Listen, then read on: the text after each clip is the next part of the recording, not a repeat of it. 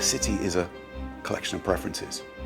It's the place where people have voted with their feet, and the places that thrive, the places that people want to live in, want to work in, will be the places that satisfy those two primordial human instincts to make stuff and to be with each other. I believe we're at a turning point when it comes to urbanization. You've got 200,000 people a day. That's 1.5 million a week, 3 Manchesters a week, coming from the countryside to the city in a pattern of distressed migration that is swamping the megacity. What are we going to do with that? By 2030, there's going to be 4.9 billion people living in African and Asian slums alone. When was the whole population of the world 4.9 billion? As recently as 1985. So you've got one of the defining challenges of the 21st century, which is what are we going to do with these people? Where are the jobs going to be? How is it going to work? How are we going to avoid the outcome of these crime-ridden slums and the megacities getting swamped? We've had the city that the amazing technologies of fossil fuel-driven mass production rolled out for us, and they transformed our lives. I believe we're going to see a shift in what cities look like, and it's not going to be a place that's built for cars and built for machines. It's going to be a place that's built for people.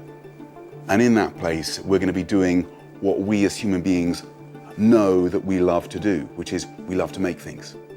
We're about to move from the model that competitive advantage is secured by having really good, really expensive machines and really cheap people pushing the buttons on them, to a model where it's really valuable, really creative people and ubiquitously cheap machines that are capturing and harnessing the potential of those people.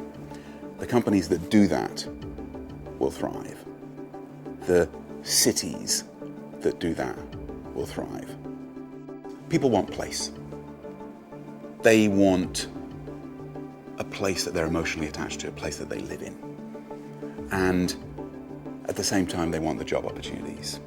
It's about creating open spaces, creating thoroughfares where people walk, places where people mingle. Is it a product in, trash out city that's really just a giant waste processing zone? And what you're starting to see if you look at places like Barcelona is a move towards something, I think, which is much more a sustainable city. Cities must be adaptive to the needs of people. They must be local things where people have got the power to make that accumulation of small changes that keep a city alive and resilient and vibrant. For me, urbanization is the outcome. It's the outcome of a whole set of megatrends interacting, and it's the dominant challenge of the 21st century.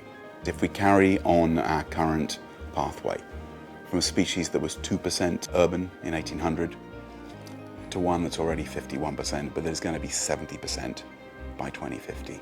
It's like we as a species collectively woke up one morning and said, whoa, let's change habitat. Let's try something different. And we haven't got a clue how to make that habitat work for ourselves. We seem to be doing it in emerging markets, megacities, where we've got the least possible chance of doing it successfully. But we've also got the chance with revolutions in energy and manufacturing to have a different vision of urbanization, where we make the countryside work, where we make the city work, and we turn it not into a welter of slums, but into a series of villages in the city where people are thriving.